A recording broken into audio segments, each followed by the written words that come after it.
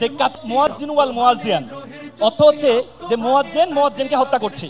তো সবাই একটু অবাক হয়ে গেল যে মুয়াজ্জিন মুয়াজ্জিনকে হত্যা করছে, এটা আবার কেমন কথা। পরে দেখা গেল পাশে বিলাল রাদিয়াল্লাহু তাআলা আনহু উনি একটা মুরগি জবাই করছেন, বড় মাঝখানে নুনটা হচ্ছে ছোট।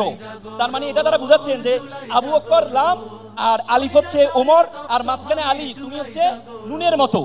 তখন আলী রাদিয়াল্লাহু তাআলা আনহু চমৎকার করে বলছিলেন যে আমি নুনের মতো ঠিক আছে, কিন্তু নুন যদি না থাকে তাহলে আপনি লা হয়ে যাবেন, লা মানে না। মঞ্চে আহ্বান করছি বাংলাদেশ সুপ্রিম কোর্টের সম্মানিত অ্যাডভোকেট আল মামুন রাসেল ভাইকে শুভেচ্ছা বিনিময়ের জন্য। মঞ্চে আসছেন অ্যাডভোকেট আল মামুন রাসেল। রাহমাতুল্লাহি ওয়া বারাকাতুহু। সবাই কেমন আছেন? মানে আপনাদের উচ্ছ্বাস দেখে আসলে হঠাৎ করে আমাকে কথা বলার জন্য দেওয়া হলো। এখন আমরা নাটিকা শুনবো, গান শুনবো। এই আনন্দের সময় বক্তৃতা দেওয়া ঠিক না, কি বলেন?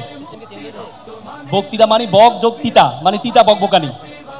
This is really rigid, really difficult to listen bitter speech in pleasure time. আনন্দের সময় বক্তৃতা শোনা যায় না, ঠিক কিনা?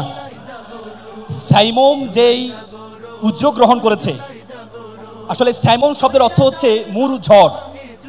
আমরা দেখতে পাই আকাশ সংস্কৃতি, বাংলাদেশে যেভাবে আকাশ সংস্কৃতি আমাদেরকে ইসলামী সংস্কৃতিকে বিলীন করে দিয়েছে, সে সাইমম মুরু ঝড়ের মাধ্যমে সে আকাশ সংস্কৃতিকে পিছনে ফেলে ইসলামী সংস্কৃতিকে সামনে নিয়ে আসে। কি বলেন আপনারা?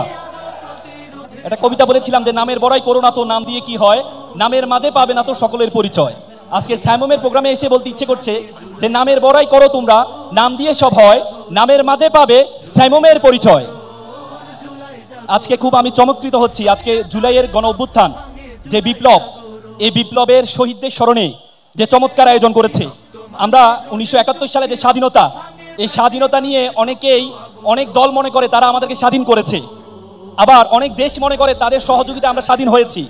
কিন্তু 24-এর যে গণ অভ্যুত্থান, সে গণ অভ্যুত্থানে কোনো দল বলতে পারবে না তারা আমাদেরকে স্বাধীন করেছে, কোনো দেশ বলতে পারবে না তাদের সহযোগিতা আমরা স্বাধীন হয়েছি। আমরা শুধুমাত্র আমাদের তরুণ প্রজন্মের রক্তের বিনিময়ে এই এক স্বাধীনতা আমরা পেয়েছি। এই জন্য আমরা শহীদদের আত্মার মাগফিরাত কামনা করছি। নাটিকাগুলো দেখে আমার রাসূল করিম সাল্লাল্লাহু আলাইহি সাল্লাম অনেক সময় নিজে একবার এমন একটা প্রোগ্রামে, এত সুন্দর একটা প্রোগ্রামে রাসূল করিম সাল্লাল্লাহু আলাইহি সাল্লাম খুব চমৎকার করে একটা কথা বলছিলেন। রাসূল করিম সাল্লাল্লাহু আলাইহি সাল্লাম বলেছেন যে কাতালাত মুয়াজ্জিন ওয়াল মুয়াজ্জিয়ান, অর্থ হচ্ছে যে মুয়াজ্জিন মুয়াজ্জিনকে হত্যা করছে। তো সবাই একটু অবাক হয়ে গেল যে মুয়াজ্জিন মুয়াজ্জিনকে হত্যা করছে, এটা আবার কেমন কথা। পরে দেখা গেল পাশে বিলাল রাদিয়াল্লাহু তাআলা আনহু উনি একটা মুরগি জবাই করছেন। তো রাসূল বলছেন মরককে তো মুয়াজ্জিন বলা হয়, তো মুয়াজ্জিন মুয়াজ্জিনকে জবাই করছেন। কারণ এটা শুনে তার মানে রাসূল আমাদেরকে নাটিকা, যে সাইমন যে নাটিকা করে, সে নাটিকাকে এমফাসাইজ করেছেন যে সব সময় ভারত তো থাকবে না, আনন্দ থাকবে, চমৎকার থাকবে। এবং আমি আরেকটা উদাহরণ দিয়ে কথা শেষ করছি। একবার হযরত আবু বকর রাদিয়াল্লাহু তাআলা আনহু এবং হযরত ওমর রাদিয়াল্লাহু তাআলা আনহু, ওনারা লম্বা ছিলেন, ওনারা হাঁটছিলেন, হাঁটার সময় মাঝে আলী রাদিয়াল্লাহু তাআলা আনহু ছিল, উনি খুব ছোট ছিলেন। তা আল্লাহর এই আবু বকর রাদিয়াল্লাহু তাআলা আনহু বলল, দেখো আলী, তুমি আর আমি ওমর এবং মাঝে তুমি আছো, তোমরা হচ্ছে লানা। লানা মানে আপনারা আরবিতে জানেন, লাম দেখতে বড়, মাঝখানে নুন, পরে হচ্ছে আলিফ, আলিফও বড় লামও বড়, মাঝখানে নুনটা হচ্ছে ছোট। তার মানে এটা দ্বারা বুঝাচ্ছেন যে আবু বকর লাম আর আলিফ হচ্ছে ওমর, আর মাঝখানে আলী তুমি হচ্ছে নুনের মতো। তখন আলী রাদিয়াল্লাহু তাআলা আনহু চমৎকার করে বলছিলেন যে আমি নুনের মতো ঠিক আছে, কিন্তু নুন যদি না থাকে তাহলে আপনি লা হয়ে যাবেন, লা মানে না, মানে আপনারা না হয়ে যাবেন। তো সুতরাং যে চমৎকার বিষয়গুলো আমরা নাটিকার মাধ্যমে আমাদের পূর্বপুরুষ যারা, if you look to our history of ইসলামী মুভমেন্ট, আমরা যদি দেখতে পাই আমাদেরকে এভাবে নাটিকার মাধ্যমে বোঝানোর জন্য তারা চেষ্টা করেছে। তো সুতরাং আজকের যেই চমৎকার সাইমম আয়োজন করেছে, আমরা একটা করতালির মাধ্যমে তাদেরকে অভিবাদন জানাই। সকলে ভালো থাকবেন।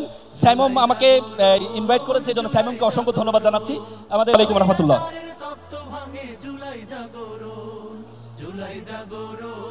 ধন্যবাদ সম্মানিত অতিথি অ্যাডভোকেট আল মামুন রাসেল ভাইকে তার চমৎকার দিক নির্দেশনামূলক বক্তব্য রাখবার জন্য। আমরা সবাই জানি আল মামুন রাসেল মোটিভেশনাল স্পিকার হিসেবে ইতিমধ্যেই খ্যাতি অর্জন করেছেন। তো এই ধরনের স্পিকারকে আসলে খুব কম সময় দিলে তার বক্তব্য ফুটিয়ে তোলা খুব কষ্টকর। যদি আরও কিছু সময় দেয়া যেত তাহলে আরও চমৎকার কিছু কথা আমরা তার কাছ থেকে শুনতে পেতাম। তারপরেও সংক্ষিপ্ত পরিসরে যতটুকু গুরুত্বপূর্ণ কথা তিনি বলেছেন, এই জন্য তাকে আন্তরিক অভিনন্দন জানাচ্ছি। সম্মানিত